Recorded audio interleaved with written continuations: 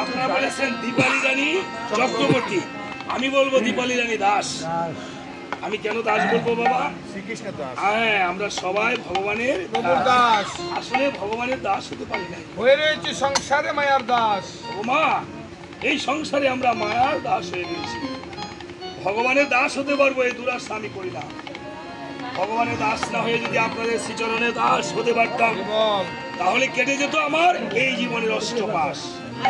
তাই আসুন দীপালি রানী চক্রবর্তীকে যেন ভগবান রামচন্দ্র শ্রীচরণের দাস হিসেবে চাইতে আমরা এই প্রার্থনাতেই করিব। সবাই আসলে মায়েরা হলুদুলি করবেন, পদতুলি দিবেন, কুলাকুলি করবেন, বাবারা কালিঙ্গন করবেন, মায়েরা লিঙ্গন করবেন। ও হে সব প্রভু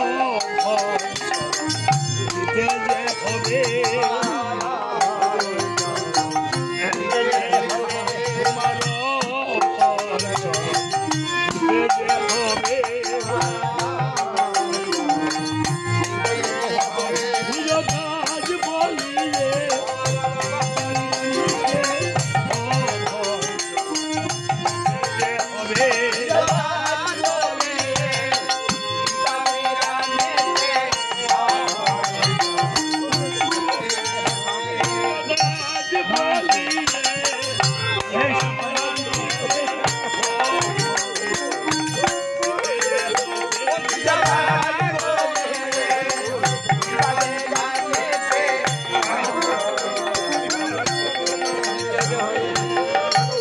আজকে এই পুত্ররা এই মাকে আর ঘরে গিয়ে মা বলে ডাকতে পারবে না। আর এই স্বামী ফিরে পাবে দাওলার সহদর্শীকে, যাকে উনি হাত ধরে অগ্নিকে সাক্ষী করে এনেছিল গো মা এই সংসারে।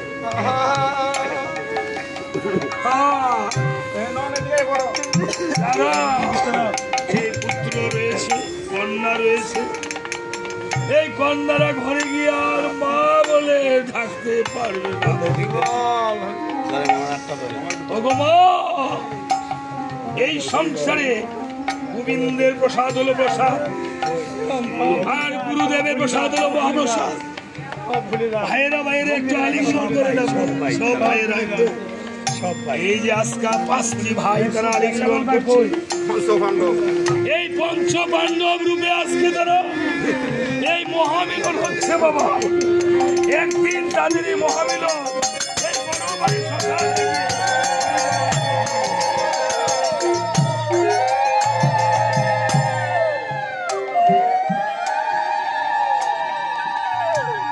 তাদের জন্য আশীর্বাদ করবে তারা যেন এই সংসারে মিলেমিশে ভাইয়েরা ভাইয়েরা চলিতে পারে।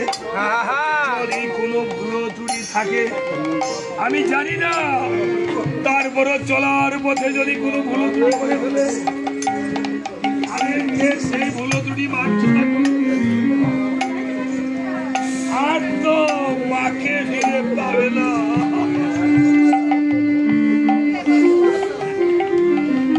বলেছে এই সন্তানের চোখের জলে মায়ের চলার পথ যেন সুগম হয়ে যায়। ও তারা মা বলে লাগবে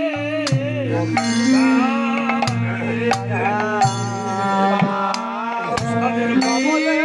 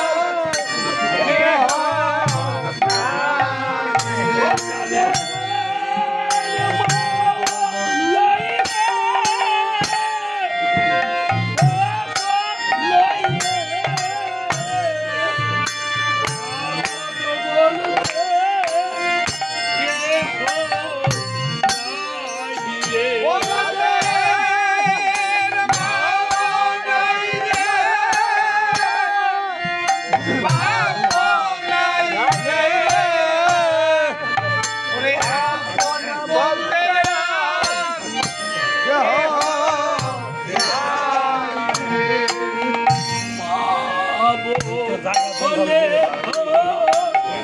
জাগবে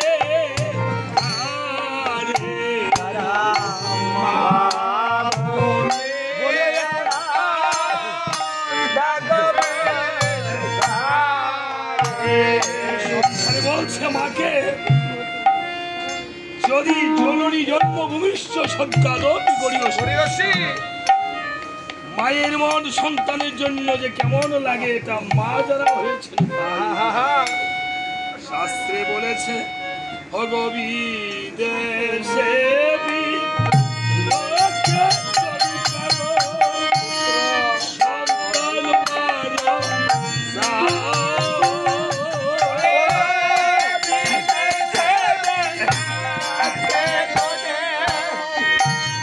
সন্তান মারা